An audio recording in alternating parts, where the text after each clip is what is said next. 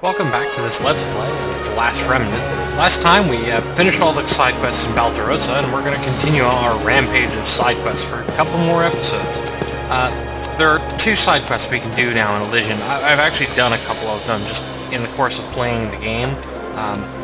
They were actually useful. Most of these other ones are just I'm getting them out of the way because I'm just being completionist for the sake of being a completionist. I'm not going to be a complete completionist for this set of videos, though. There are all those guild tasks take just way too much time to complete. A lot of them involve hunting rare monsters, which, you know, some of which are useful, some of which are not. Anyway, our mage-like girlfriend is here, and she has more crap to sell us.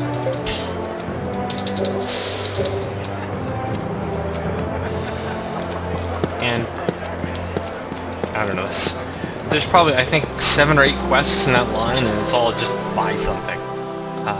Fairly easy quests, but fairly easy to screw up. If you talk to her without enough money, it ends the quest line. If you essentially miss her and then go on to the next part without completing her thing, you know, you will lose the opportunity to recruit her, and also lose the ability to get one of Rush's base abilities, which, you know, I don't know if that's... I forget which one it is. It's not one of the important ones. I think it might be Hexes, which is, you know, has its uses, but is not super important. Our next quest giver is this White Savani here, and he wants some seeds from the Caedmon and the Catacombs, and, well, frankly, I guess we're just going to do all that off-screen, because we've fought Caedmon and the Catacombs on our way to find Rush's dad, and it's sort of, we've been here before, and I'm just going to do it off-screen. Yeah, not real hard. You don't have to go very far into the Catacombs to find a group to trade Caedmon. See that? Right, I'm constantly growing stronger! Yes, two I have received my heart's steps desire. in. So. And a couple of these people need albicide, so hopefully they go. I'm not really 100% sure how that distribution system works, but it seems like those things show up in people's inventory. For a couple of my companions, I've replacement weapons for them.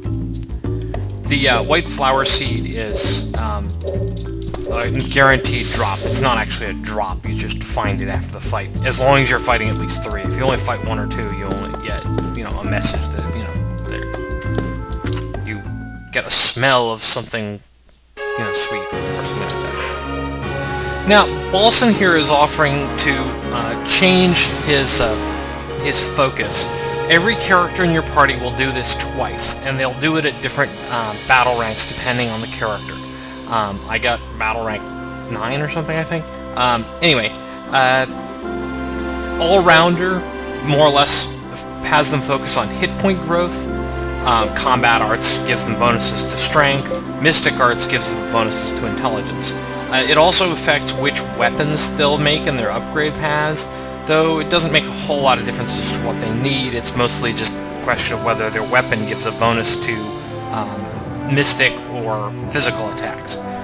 Baulson, I'm definitely going for Combat Arts. And Dave asks for the Olabanum, and I'll give him that.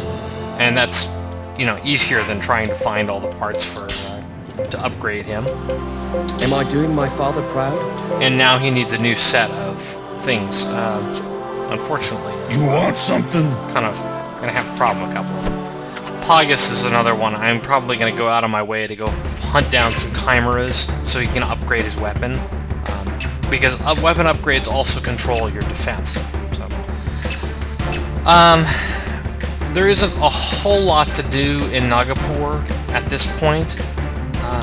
There's a little bit, but not a whole lot. There's just a visit with our friendly witch, so I just have to remember where she is. I'm also going to see if we get Glenys's conversation bonus yet, or at least if she'll talk to us.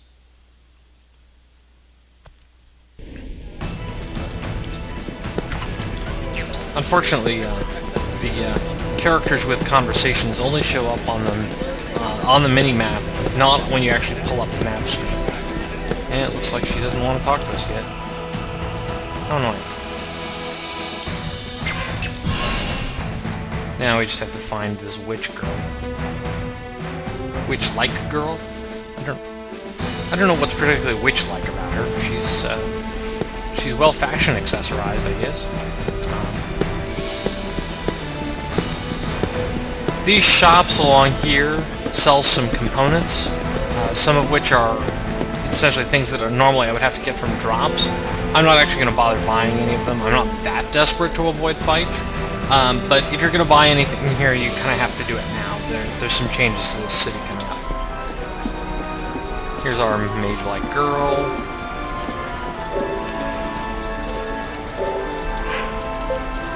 And she sells us some stuff.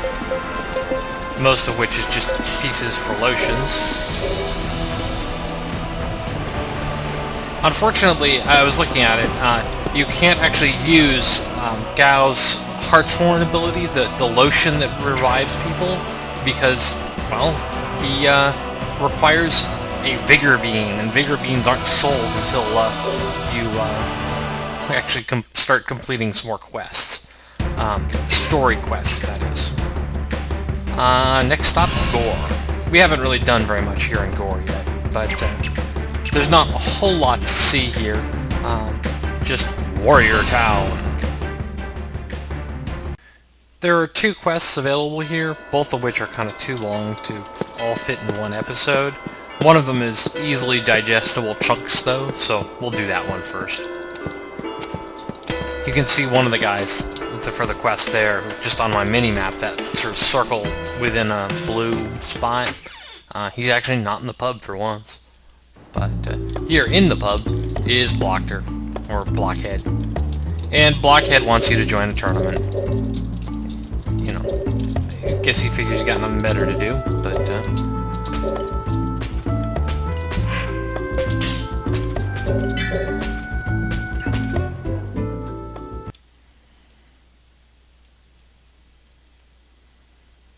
and more or less this tournament is 3 rounds of fights, and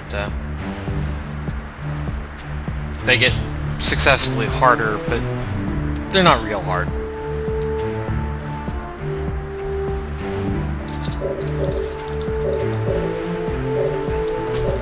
And the first team we're fighting is the Wild Dragon, which is apparently a team of wild dragons. Things like were-dragons and such, the kind of fairly weak variety. But for this set of fights, usually there's a quote-unquote boss enemy, and that's the only one you have to kill. You can ignore the side ones unless you want to kill them. In this particular case, the boss enemy is weak enough that it's actually just faster to kill the main guy, even though you're getting sort of spammed from the side.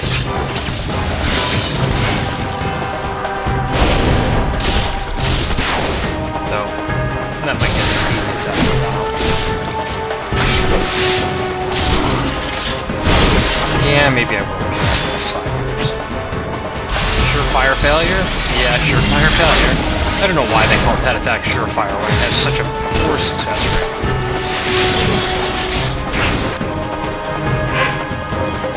Alright, well, we're gonna have to go into full healing mode at this point, unfortunately.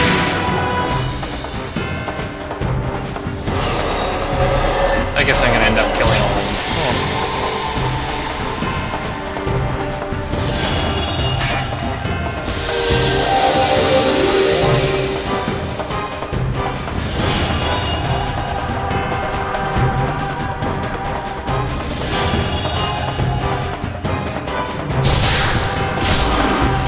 Unfortunately, the timing on that did not work out at all, and we just ended up spending the entire turn healing each other rather than actually, you know, fighting. Oh well. You have to kill 20 were-dragons for one of the guild tasks later, so...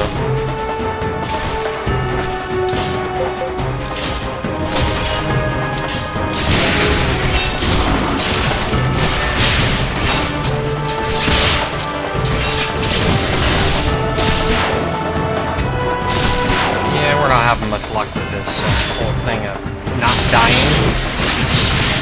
Oh, these guys are not dying.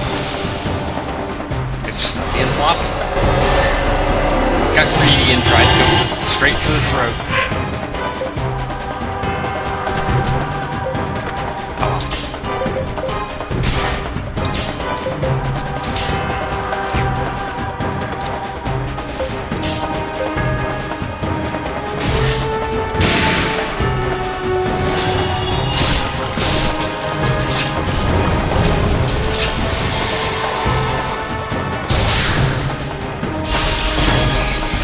Fire actually worked.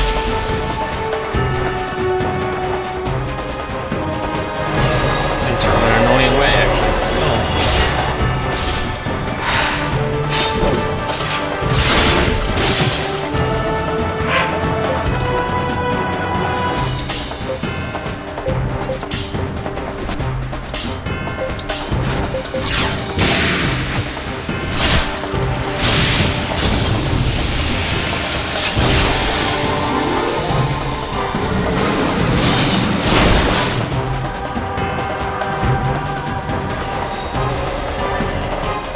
It's amusing that even though one of the party members is dead, their the Union hit points are unaffected.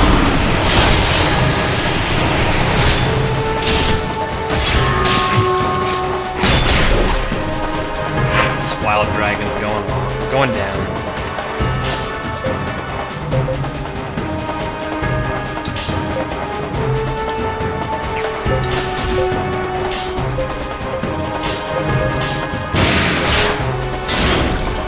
Fire failure? It actually worked.